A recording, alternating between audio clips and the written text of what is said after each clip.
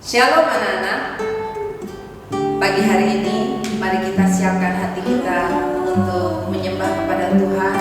Jesus, I believe in you. Hanya kepadamu Tuhan kami percaya, kami mau serahkan hidup kami di dalam tangan-Mu. Into your hands I commit again.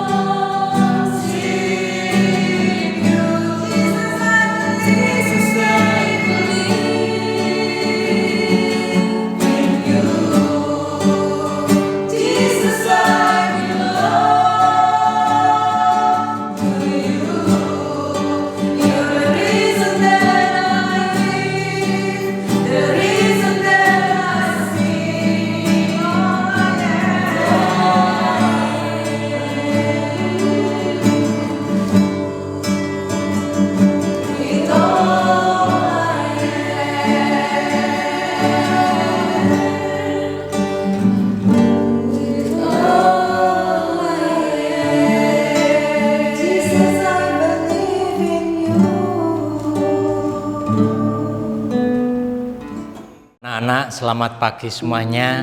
Bapak berdoa, Bapak berharap kalian semuanya dalam kondisi sehat dan semuanya diberkati oleh Tuhan pada pagi hari ini. Mari pagi hari ini kita devotion terlebih dahulu sebagaimana kita lalui hari-hari pada waktu kita tatap muka. Sebelum kita melanjutkan, mari kita terlebih dahulu yaitu untuk berdoa. Tuhan, kami ucap syukur dan terima kasih kepadamu karena Engkau Tuhan Allah yang kami sembah di dalam Yesus Kristus adalah Allah yang penuh kasih. Engkau telah menyertai kami, mengurapi, memberkati kami, dan saat ini Tuhan kami mau merenungkan sebagian daripada firman-Mu, dan biarlah firman-Mu tersebut Tuhan termeterai di dalam hati kami yang membawa kami lebih taat lagi kepada Tuhan, kami setia kepada Tuhan. Di dalam nama Tuhan Yesus Kristus, haleluya, amin. Anak-anak, pada pagi hari ini Bapak mau menyampaikan firman Tuhan yang diambil dari kitab Amsal 22, ayatnya ayat yang ke-8 dan ayat yang ke-9. Bapak akan membacakan untuk kalian semuanya. Orang yang menabur kecurangan akan menuai bencana, dan tongkat amarahnya akan habis binasa. Orang yang baik hati akan diberkati karena ia membagi rezekinya dengan si miskin. Anak-anak, kalau kita memperhatikan di dunia ini ada dua hal, ya, ada yang baik, ada yang buruk, ada malam, ada siang, dan demikian dengan kondisi manusia. Manusia itu ada yang memiliki watak, ya. Wataknya itu dibentuk oleh lingkungan. Karena lingkungannya itu baik, lingkungannya itu bagus, maka watak anak tersebut tumbuh menjadi anak yang baik hati. Tapi ada juga anak yang karena tumbuh di daerah yang kurang menguntungkan di dalam segi perkembangan jiwanya, maka anak tersebut menjadi anak yang tidak baik alias jahat, ya. Dan di sini dikatakan ayat yang 8, orang yang menabur kecurangan akan menuai bencana. Orang yang menabur kecurangan adalah orang yang memiliki watak yang jahat, watak yang tidak baik. Oleh sebab itu dia berbuat curang, ya, dia berbuat curang. Nah, anak-anak, kalian sebagai pelajar, maka tugas kalian sebagai pelajar adalah untuk belajar. Nah, kalau kalian nggak mau belajar, kalian ogah-ogahan, kemudian kalian berbuat curang pada saat mengerjakan tugas, pada saat ulangan, pada saat ujian, itu nanti, ya, akan menimbulkan permasalahan di kemudian hari.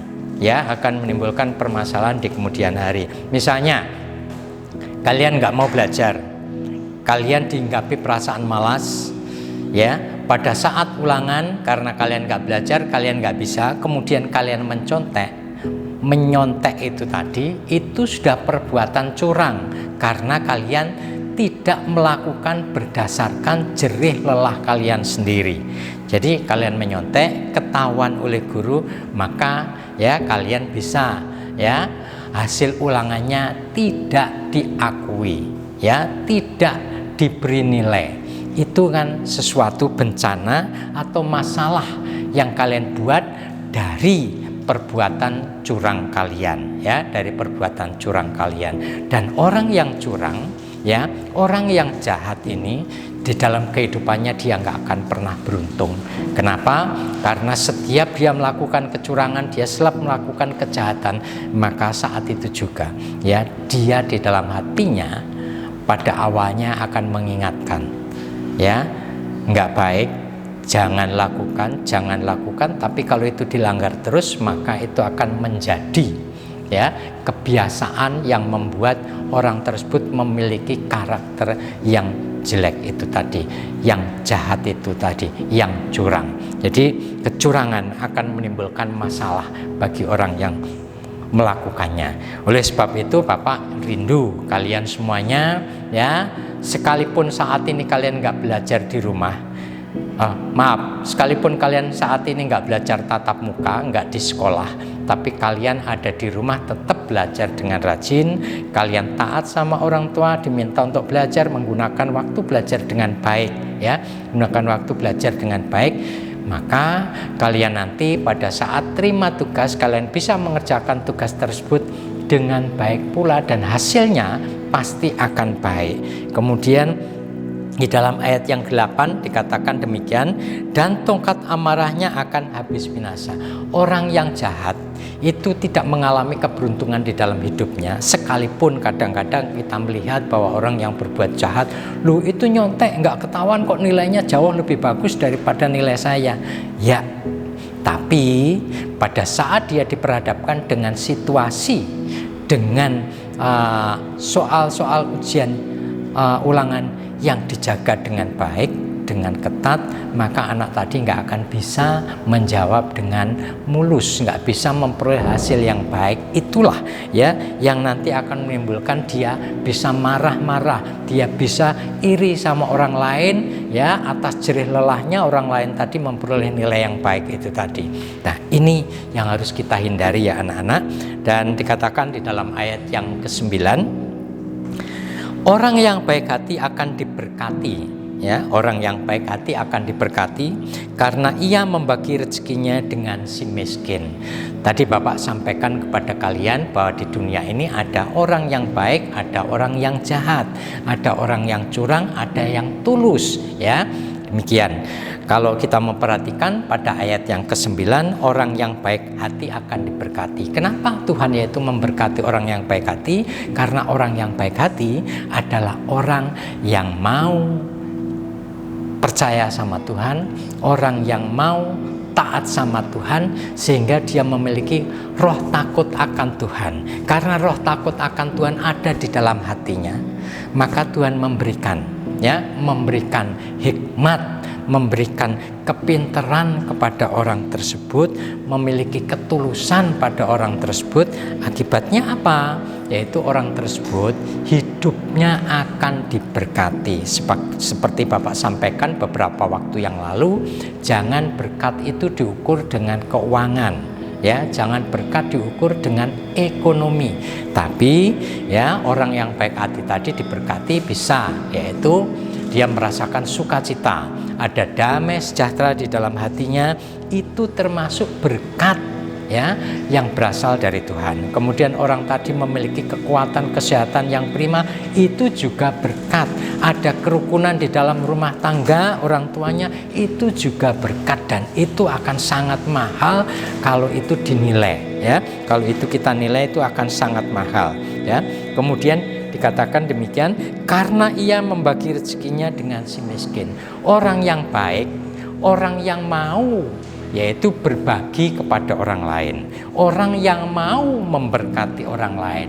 Nah, orang yang begini anak-anak ya, itu nanti akan semakin diberkati karena dia, kalau dia itu pelajar, lihat temannya itu kurang bisa, kurang mampu mengerjakan sesuatu, kurang bisa menangkap pelajaran, dia berusaha untuk ngajari temannya.